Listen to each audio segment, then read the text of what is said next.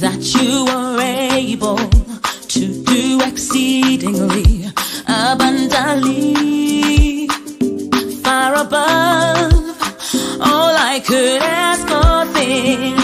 Believe, yes, I believe. You say, I believe that you are able to do exceedingly abundantly, far above all I could ask or think.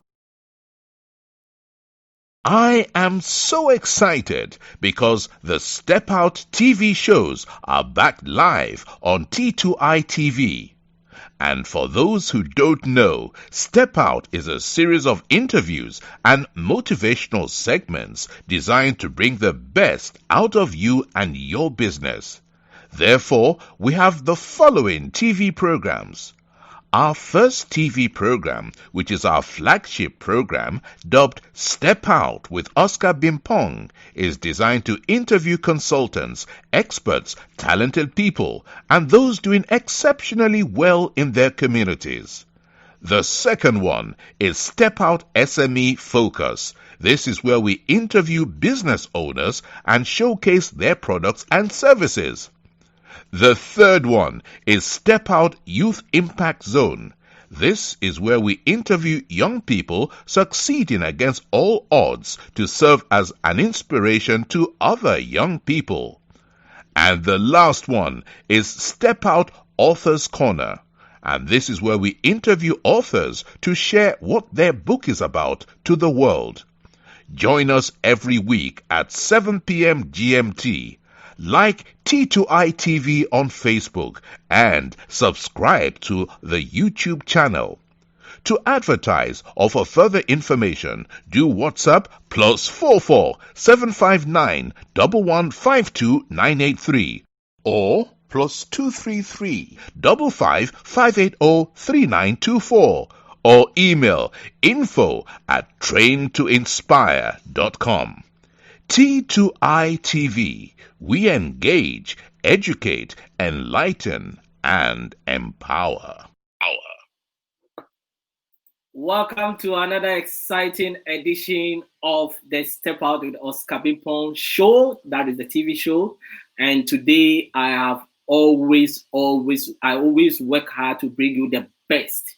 And I've got a powerful young man sitting on his seat, ready to take over on a powerful discussion. Now, before I go to him, I just want to really make some few announcements in terms of those that sponsor this program. Now, this program, Step Out with Oscar Bimpong and T2i TV, is powered by Train to Inspire Consultancy. Train to Inspire Consultancy is your business training and consulting firm.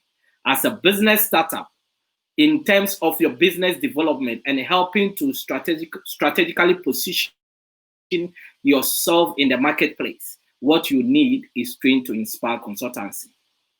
This program is also sponsored by P&Q Personnel, your #1 agency for hiring healthcare assistants and nurses based in the UK. Also, we have got ALS Global Shipping and Logistics, your trusted import and export company based in Accra. And ZPay Ghana Limited, your remittance and mobile money company based in Ghana. Also, we have got Kudu Business Support. Kudu Business Support is for all your web or graphic design, app development, or for your social media management. Now, if you want to sponsor any of our programs or you want to really advertise, there are numbers that are scrolling on the screen, that is on the taskbar. Just contact us and we are going to make sure we work together to build this platform together. Also, all the sponsors that I mentioned their names, their numbers are scrolling on the screen. Just take their numbers and contact them. Now, this program, I always say, is made for African people by Africans. Africans also in diaspora or anybody that cares to learn. Now, we have designed this program to become an educational hub for the young people of Africa. Young people of Africa are the most youngest among all the continents and the most populated, but they are the most neglected. Our continent is filled with politics, entertainment, and sports to the detriment of knowledge that young people need to succeed in life. We are not saying our media houses don't share knowledge, but to be honest, it's very scarce. But this platform is dedicated to educate young people beyond the classroom. That is for their personal development. And this is what is lacking in most of our African media platforms and also social media, where we don't really create that platform for young people to really learn beyond the classroom. So for us to succeed in this, it's a very difficult task for us. That is why we employ each and everyone that comes on this platform to share whatever we are discussing here, share it to other platforms, share it to your WhatsApp groups, and also like our page so that whenever we come live, you are going to get the prompt to really come and watch the show. Now, in order not to waste much time, I've got this man, I've known him for years, and this man is doing exceptionally well. I'm not going to talk too much because he understands whatever we are going to really talk about. We are going to talk about how he transitioned from the consulting room as a medical doctor and leading a multinational company. This does not really happen often, but he has got the tools. If you really want to transition from one career to another, or as a medical doctor, you really want to transition from the consulting room to really into management. Now he's a specialist physician and healthcare business leader, and he is the country manager of Roche Ghana. Who is this man that I'm really talking about? He is in the person of Dr. Philip Anderson. Dr. Philip Anderson, please welcome to the Step Out with Oscar Bimpong TV show, and you are live on T2i TV. Thank you, Oscar, and thank you to all those who are joining us, albeit virtually, thanks to COVID. Thanks to COVID. COVID is making us innovative. That is me sitting in London and you sitting in Accra, and we are going to have a powerful discussion. Thank you. So, how has your day been?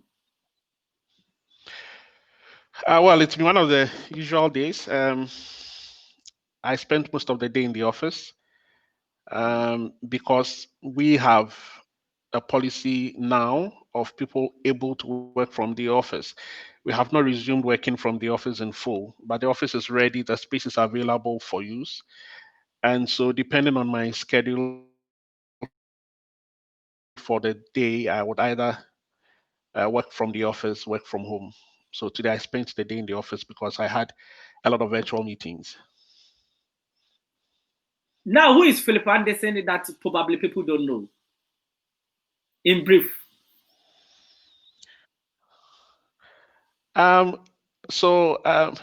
Whenever I attend international meetings and they ask this question, I say, well, my name is Philip Anderson, but I'm Ghanaian. So you probably might consider my name as one of the few souvenirs that was left behind by the colonial masters. I'm partly Fante, partly Ko. Lived in and grew up in Ghana most of my life. I'm a physician by training, as you mentioned earlier. And well, I'm still somehow involved in the health sector.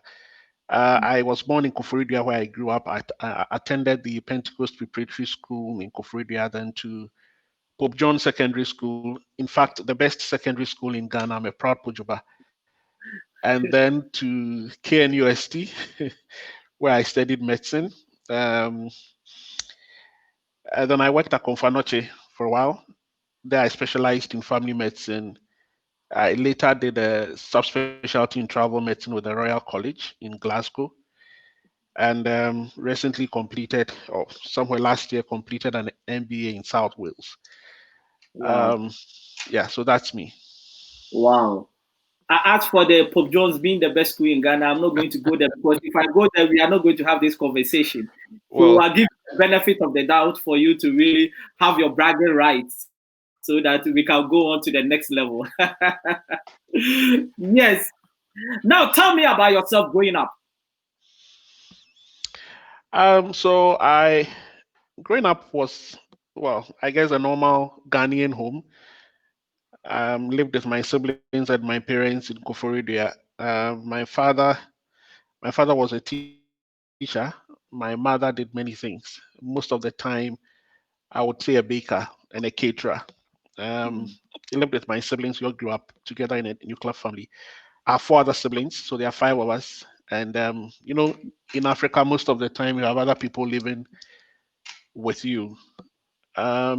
So my time was mostly at home, even through secondary school. I went to secondary school from home because fortunately I attended the same school my father was teaching in. So I lived there. And then later on to the university. I guess that was when I started living home. It was fun. It was also a very quiet community, but a lot of fun, a lot of young people around, and like all other Ghanaian children will do a few naughty things here and there. But of course, living with a father who is a teacher and living on a school compound, you can understand the rigors of academic work. Mhm. You know, and yeah, so that was it. Pope John shares a boundary or shares compound with St. Joseph's Hospital. They are all Catholic institutions, so we kind of took the whole community to ourselves. So we're either playing on the hospital side or playing on the school side. That was mostly Wow. Wow. how Wow. childhood was. Yeah. I wonder your father being a teacher in the same school and how difficult it is for you to be a bad boy. Well, he also happened to be the SU patron, so you can imagine. Now, becoming a doctor wasn't a childhood dream. Not exactly. I guess for me, it was what came. Like I said, I grew up in Pope John. That shares a compound with a hospital. So growing up, it was also like growing up in the hospital compound. We had some of the doctors and their families being good friends. So I mean, those are the people you would see.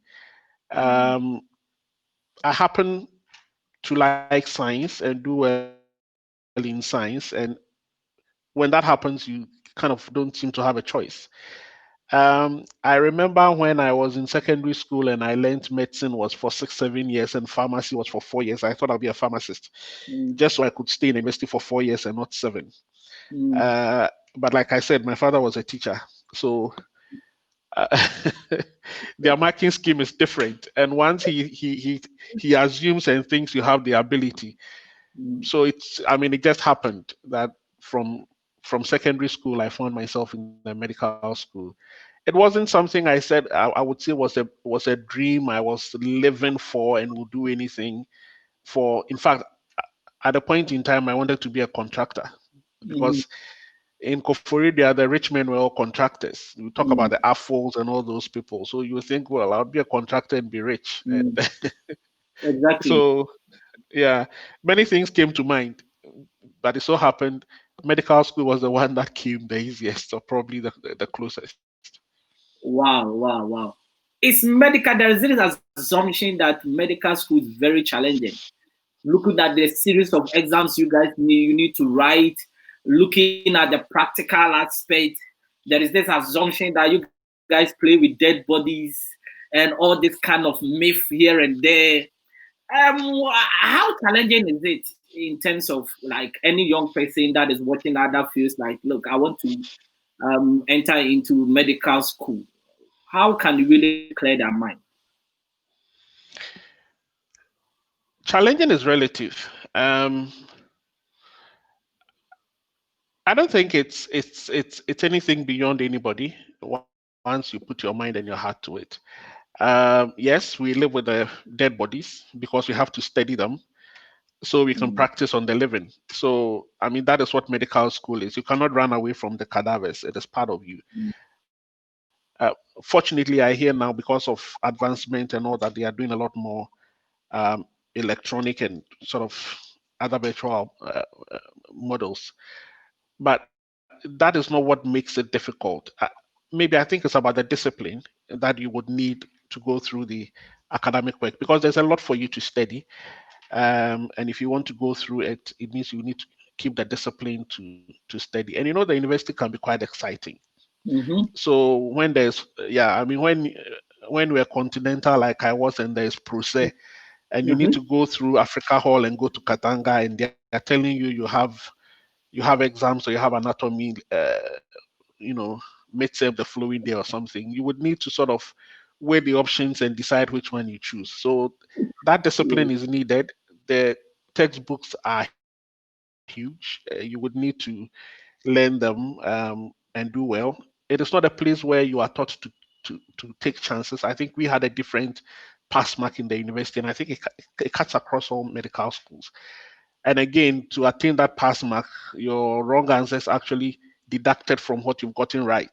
So to get the pass mark is it's not easy. And I think it is just a training Wow. that keeps you disciplined Mm. and being committed to what you do. So that is what makes it maybe tough, but otherwise, I think it is not beyond anybody who is committed to do it.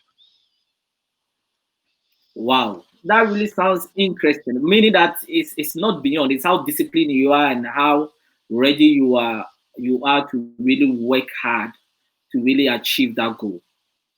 Now, Exactly. And why I think did it is you? about almost everything in life. Yeah, exactly. Yes, yes. Yeah. Now, why did you make the decision to leave the consulting room as a medical doctor and you wanted to enter into management or leadership?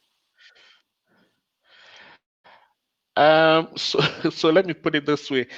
The decision to leave the consulting room was not because I wanted to get into leadership or management, but to do something different. Mm, And that is what I think I do.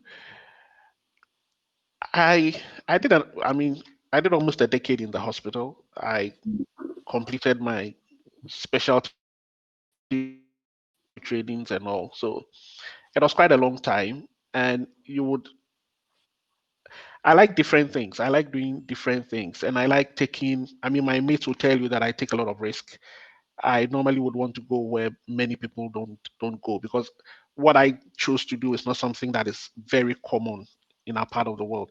To give you a very typical example, when I finished my house job, that was when a new specialty in family medicine had started. I was the first to latch onto that in at Confanochi. And I know sometimes when I was working on the ward, people would see me and would like, there's something wrong with this young man, because you are taught to either do surgery or ONG or internal medicine, and I said I was doing family medicine. I mean, now there are a lot of people doing it, but I mean, when I started, I was the only one. And then I got to know about doctors in the pharma industry. I did some work for another or with another pharma company called Pfizer. I don't know if you've ever heard of them. So there was a research that I was a principal investigator for one of the sites, and I interacted a lot with the doctors in the team. So it was quite exciting to see what they do.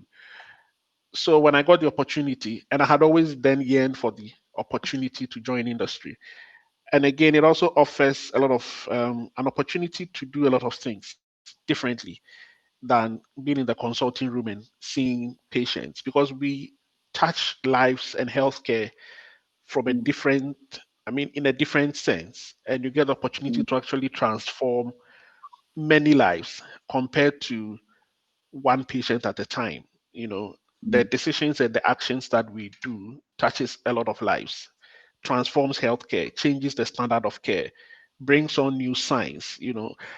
And so that was what excited me. Leadership came with it because I entered not not leading a business unit in a country. I entered in a role 5 years ago, I think, 2016, January 2016, so barely 5 years. and the growth happened. So that is what it is. Yeah. You made mention of risk. Do you think risk is a factor that prevents a lot of people to make certain transitions in life? I think so, and I think the risk is in the context of where we are.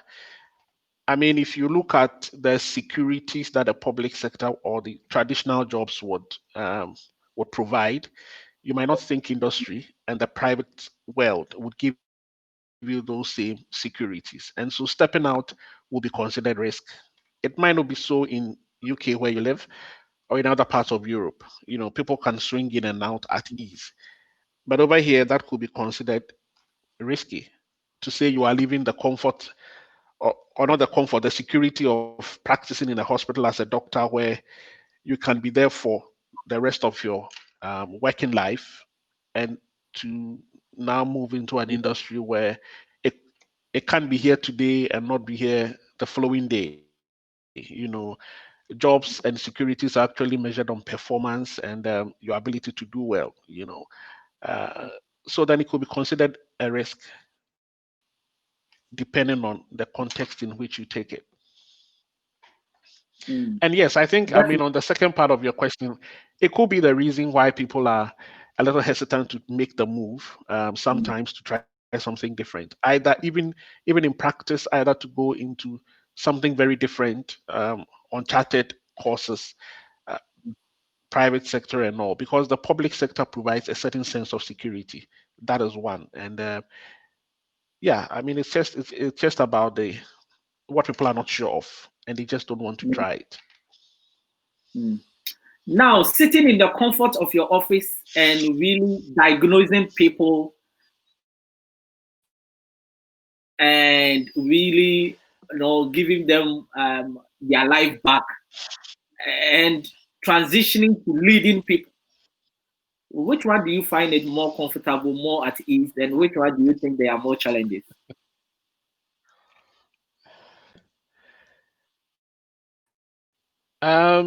They all have their ups and downs, or their positives and their negatives. They all have their sweet moments and their sour moments. So, I mean, it's exciting to work in the consulting room and see that the patient, or in the hospital and see that the patient who came in critically sick is well, and sometimes the gratitude and the thank yous they say is so heartwarming. You can really feel it, and it's exciting. For what I do, we also have uh, successes that we achieve, and that also makes us excited. Leading people is difficult. I mean, it's challenging. Let me put it that way, and particularly leading them in an organization that also requires you to do well as a business and leading people. That makes it's also challenging, if I'll put it that way. Which one is a lot more difficult? I cannot say because I know the hospitals have their own peculiarities. But what excites me, I think I'm a lot more excited with what I do, and maybe that is why I'm still doing it. Yeah, but different people would think. I mean, there are people who would not leave the hospital or the consulting room for anything. That is what excites them. That is what they want to do, and it is good. And there are some like me who would want to do something different. After a while, you would want to do something different. Let me tell you something funny. So somebody asked me, why would you train as a doctor and now be in business? And I told the person that, well, my mother is a co-woman. Under normal circumstances, I should have been at Aboso kind selling. Yes. And so wherever you go, you find your way back home. So some way, somehow, I found my way back to business. Yeah, but this is Yeah. exciting, and I like what Yeah, but I think you are absolutely right. I was watching Reggie Rockstone and the Misses, and they were on one of these TV stations in Ghana. And in fact, it was the first time I realized that the wife is a medical. She was a medical doctor, and now she's running her restaurant and really talking about rocks watching all over the place. So do you think now we are getting to a generation where people are getting to understand that, you see, your education gives you the platform for you to really explore?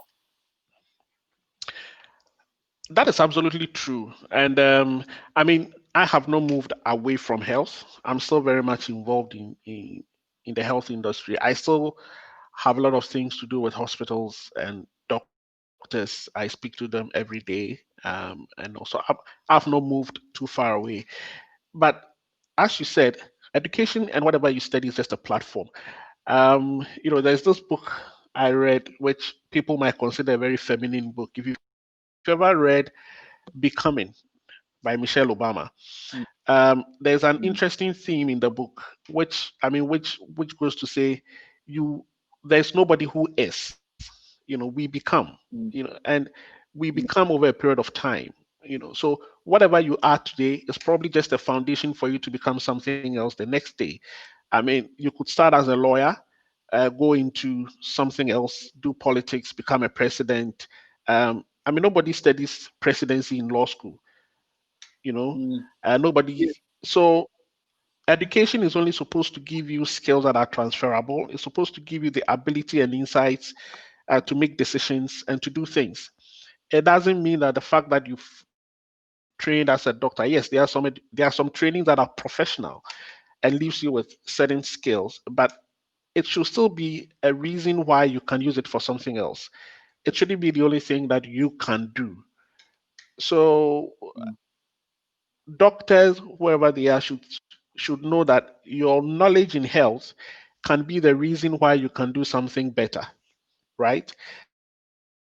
I know in the UK where you are, medical litigations are something that are very big and prime. So probably if I want to end up being a lawyer who would do medical cases, I might want to go to medical school first to actually drill the doctors properly in the courts. So you can take whatever you have and make better use of it in other places. And I think people should have that mindset of transitioning and becoming over periods and not necessarily sticking in one place and say, this is what I was trained to do. And so this is all I can do for the rest of my life. So do you think education sometimes can put us in prison? It does. Particularly depending on where you get this education. Um, you know, there are some, and I would speak for doctors because I am one. There are some that sort of keeps you in a pigeonhole, depending on where you got this education, and limits your ability and ease to want to transition into other things or to be broader than what you were trained to do. But education should rather help you open up and flourish, you know, as you add on. I started studying medicine, or I started studying science. I studied medicine. I specialized in two fields of medicine: family medicine and travel medicine. But I'm studying business. Actually, studied business administration, and looking to start a PhD in business administration. So it's about what I want to be and keep adding to it. And people should think that way. Education can easily make you think in a very narrow way. You'd rather think you are educated, but it actually gives you a pigeon view of things. But people should be mindful of um, that trap and rather seek to open up their minds and think and do more. Think and do more. Now, the day you made a decision to leave the consulting room, can you tell me what your friends and family said? Maybe leaving that security, you're missing. You say, why are you doing this? Huh? I know you have a backlash from people. Yes, yes. So my father, I went to my father, and the first thing he asked is, "So does it mean you're not a doctor anymore?" So that was my father. Yes, people would not understand, and people will not understand not because what I'm doing is strange, because like I said, in the UK where you are and across Europe, doctors in industry, there are so many of them. Unfortunately, we don't have that many here. And so it looks straight, but otherwise, it is not. So people were like, why do you want to do this? And I said, well, even if it doesn't work out, I can still come back. I still have a profession and a skill that I can always fall back on. My wife, the only thing is you don't tell them the salaries, whether it's going down or it's going up. You don't tell it too quickly because otherwise some will not excite them. Um, but yes, of course, you'll be equally worried about where you are going and how secured it will be. Friends didn't know what you think you are going to do. But I think I was quite definite in my convictions. I knew exactly what I want. And like I said, leading a business and leading people as I do now is not limited to one. I mean, the fact that I'm in a biotech or leading a biotech industry today doesn't mean that is the only business I can lead, right? You can lead a lot of businesses because it's more about leadership. And now we are talking more about leadership and not management. We are moving away from people being managers to people being leaders. And so you put that scale in any industry at all, and you can, irrespective of what the core business function is. So I think I rather see it as I have added a lot more skill and a lot more knowledge and abilities to myself than having taken risk. You know. Wow. So I mean, like the advice would be careful about what you listen to, be sure about what you want to do, and be definite in your convictions. Because you might listen to too many people and you will not actually do what you want to do. And I think that is a problem for so many people, isn't it? Probably they listen to too many people and their conviction is now adulterated that they cannot really think through. And because before they realize they may talked out of a big opportunity that probably would have changed their lives, isn't it? Certainly, yes.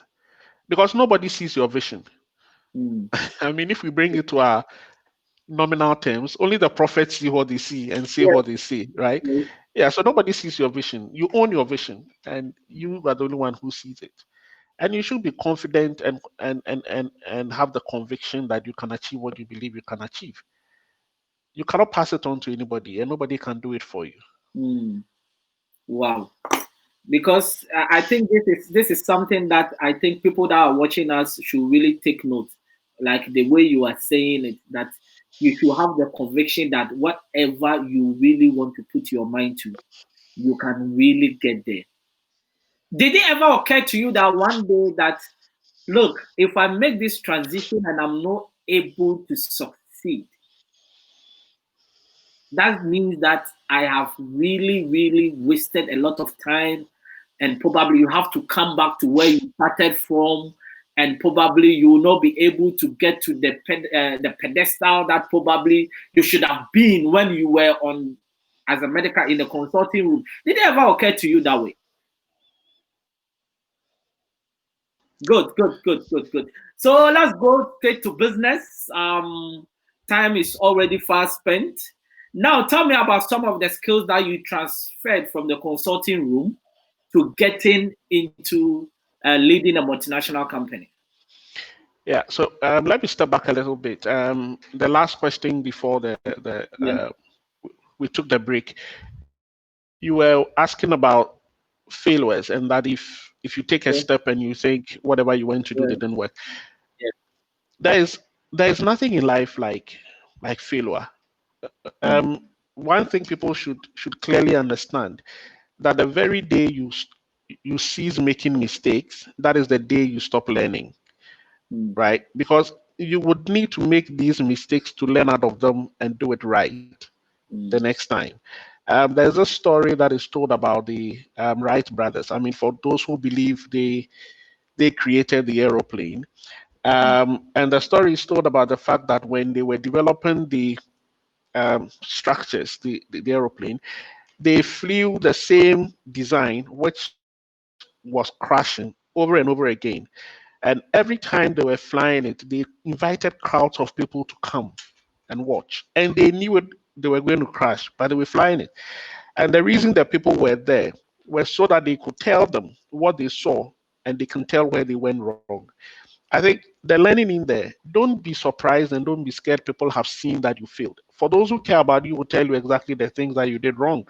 Now, they did that for as long as they thought they had built the right prototype, and then they flew it alone. That is copyright. So you need to make these mistakes to learn. Even if it happens, you get the opportunity to learn out of them. And don't be worried about what people will say, because out of the many things they say, that is how you can actually even tell what actually went wrong, and you can make it better.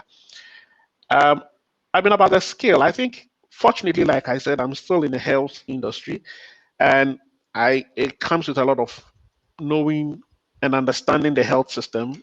I happen, fortunately, for me, which is rare, to lead the organization in my home country, which many people don't get the opportunity to do in industry. So I understand the health systems in Ghana. I know the people who work in the health systems at all the levels. I understand how things work. So for me, that was a plus. Again, yes, doctors in the hospital equally are leaders. They are leading teams and they are leading people. I think it is the styles that are different.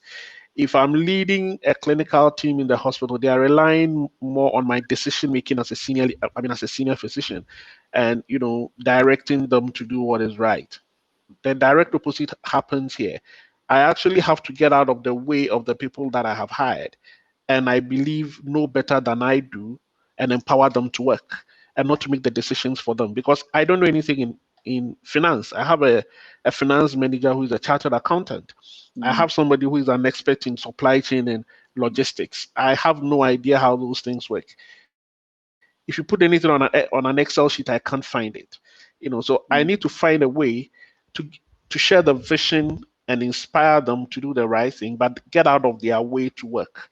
Those are the differences, and it's about knowing those differences and transitioning, and how then to create a team cohesion, which you would bring from wherever you came from, how to drive a vision, and a few other things.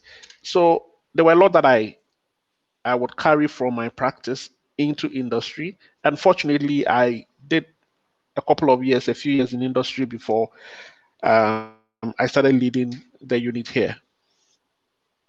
Wow. So now, from what you are saying, it means that for you to really lead, you don't need to understand every aspect of the business, but your way is to really find a way to really get to cause people to maximize their potential, isn't it? Exactly the point. And you see, the reason I told you that when you lead an organization, you can lead organizations in many industries. And again, that is the difference between management and leadership. I cannot I cannot know finance far more than my finance manager. I cannot know supply chain and logistics far more than the one I have here, or systems quality far more than the one I have. What they require from me is that I enable them and I provide what they need to deliver. As a leader, fundamentally, you should be sure that you have the right team, which is very key. And this is the right team of people with the right mindset and behaviors. Once you've put this team together, get out of their way and let them do the work. Now, you mentioned mindset, and I think that is one thing that I really want to. It was my next target anyway, in terms of leading people, especially on the African continent, with a strategic focus on Ghana.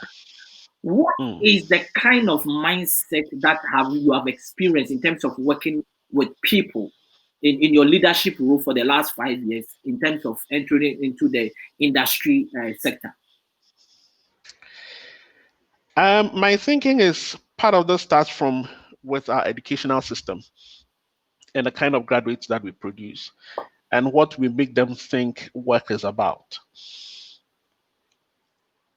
So people enter industry or people enter work with, sometimes they themselves don't even know how and why they are there. How they found themselves there, they don't know. And why they are there, they don't know. That is one big thing. The second thing is I think, a false sense of entitlement, where people think that because I have this qualification and that qualification and you've hired me, I would need this or that.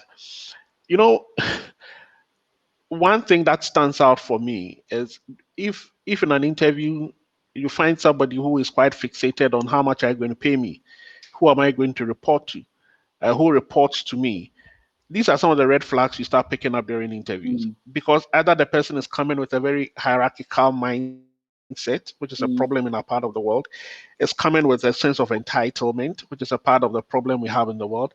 I mean, um, in a part of the world, and and particularly, you would also need to find out that the person actually shares the vision of the organization that the person that you are actually hiring into.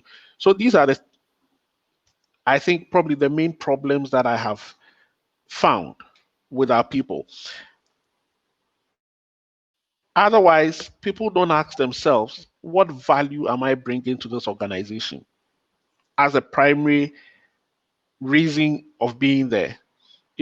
And I think that value that you bring is what propels you even to the next level. At the end of the day, you should be satisfied as an employee or as a that I added value, and this is what the or this is the value that I bring to an organization. It is a question that many people don't ask themselves, and many people don't even seek to bring. Um, the other things are not too worrying. I mean, they can always be taken care of. Like, I mean, if you look at our setting, for instance, we happen to be a very informal kind of people. Our priorities are other things you mentioned in your introductions. What drives us, and sometimes getting people to refocus out of these things into what is important at work. Um, then it becomes a problem. Although you try to make people feel work not too different from their personal lives, but in a very informal country and people like us, some of these boundaries and lines can easily be blurred, and you might also need to watch it closely. Now, briefly, I want you to talk about discipline, because you see, I've done a lot of training for organizations in Ghana, and one of the things I see business owners or leaders they complain is that sometimes when you give work to people, you still have to supervise them to make sure that they do the right thing, because the moment you keep your eye off it, they are more likely to make mistakes, because we are not disciplined in deploying the work that has been assigned to us. Have you had that experience before? Well, you will have that experience, but the question is, as a leader, why would you want to live with that experience? I mean, like I said, you can only lead because when you are leading people, you cannot lead and manage at the same time. If you try that, you would not get anywhere. Because, and again, I said they are two completely different things. I cannot. And so when you're going to hire people as a leader, it is key. That person that you need to micromanage. If it is something that will happen once a while or for a few times, it is okay. But why would you want to hire people that you need to now supervise them to do their work? Then what do you do?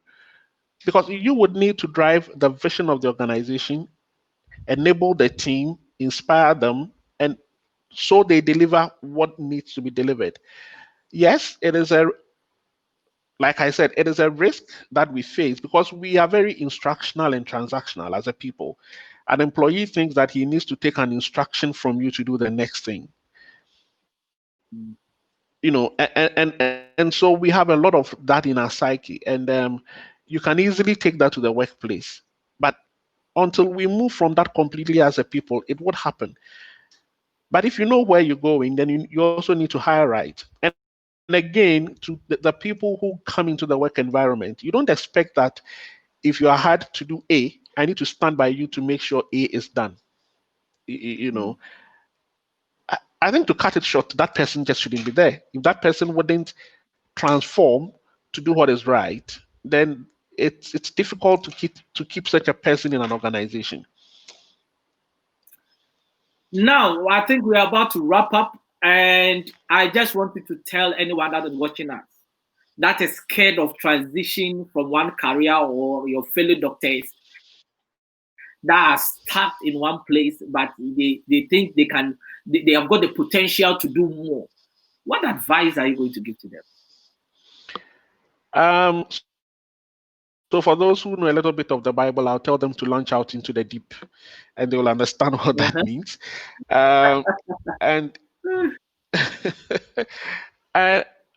and otherwise, you're actually shortchanging yourself if you believe there is more you can do and you are not doing it. You're actually just shortchanging your own self. You would need to live your potential. I mean, they say we only live once. So why would you be sure that I can achieve something bigger, and yet still you would sit to do what you do? Like I said earlier, I know many doctors who whose life is in the hospital. I mean, if you take them out of the hospital, you've done a lot of disservice to them. They flourish there, they do very well there, and they are doing extremely beautiful work in the hospital. That is what they are. That is what excites them. On the other hand, if you think you would want to do something else, I think that the training and the education and the skills that we acquire in medical school is good enough to help you do anything you would wish and dream to do. We've lived that discipline for 7 years, and it can take you to many places. Wow. Wow. To be honest, I've really enjoyed this, and for a lot of people that are watching us, it's always possible if you can to transition from one place to another. It all depends on your conviction. You have to be convicted that this what I want to do. You carry the vision, as he said, and nobody knows the vision better than you, and that's why a lot of people really miss out. That they discuss their vision with people that don't understand even the vision, and those people direct them on the wrong path to the extent that they end up giving up.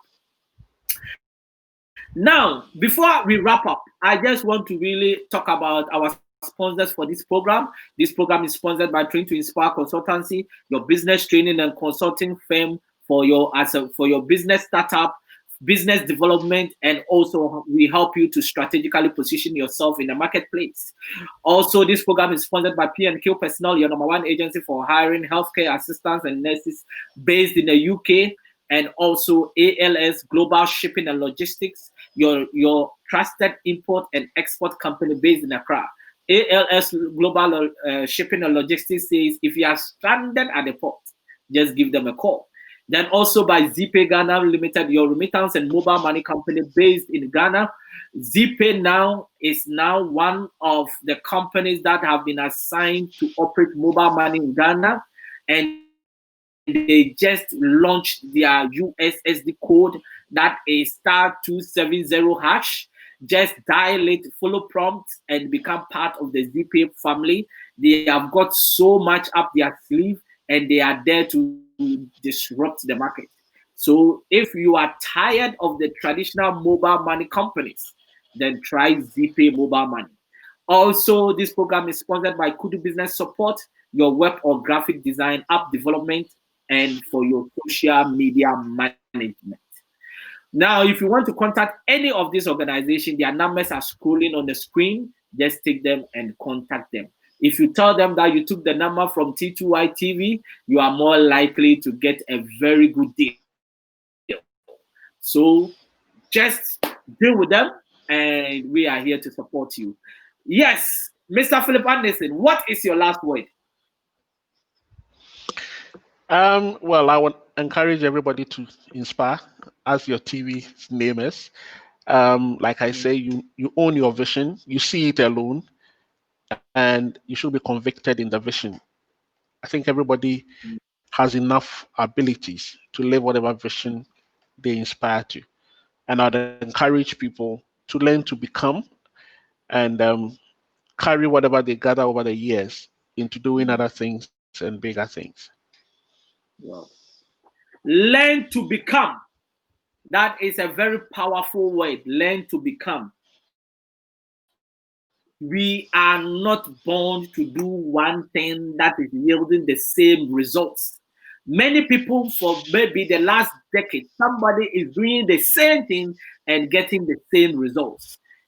If you want to see anything different, change is what you need. If you don't like what you see, then change it. You can only change it by taking a step. And that is what Dr. Philip Anderson did. Probably he was tired at the consulting room, doing the same thing all over and all over again. And it was like, look, I need another exploration. I need another thing that is going to excite me. And this is where he is, really managing a big multinational company in the health sector. And as a leader, he's making tremendous improvement and making changes that he has become an asset for other people to really look up to. Now, on Saturday, we are here. I've got one man that is going to talk about the pathway for African success. It's going to be an exciting discussion. I had a discussion with him today, and I was like, wow, I can't wait for Saturday to come. He is in the person of Bernard Entry. He is going to really, really get in depth into how we can succeed as a continent and you as a person. So you can't afford to miss it. On Saturday, 7 p.m. GMT, we are here. We are always here every Tuesday, Thursday, and Saturday. We are planning to add another day to it. We are going to really inform you pretty soon. So please don't change the dial. Also share this to other platforms. Share this to WhatsApp groups. Let people know about T2i TV. We say T2i TV is the platform for Africans for what? By Africans. Be part of this fraternity. Be part of this educational hub. And also be part of anything that is designed to improve Black people, Africans, and anyone that cares to learn. It's been an exciting discussion with my man, Dr. Philip Anderson. Please, thank you very much for your time, and God richly bless you. Thank you very much, Oscar. And I hope that anytime we call upon you, you will not hesitate to come back on the platform. Certainly. All the best. And stay safe. All the best. And thanks to everyone that watched us. Please spread the word and let us meet on Saturday. Stay blessed, and God richly bless everyone.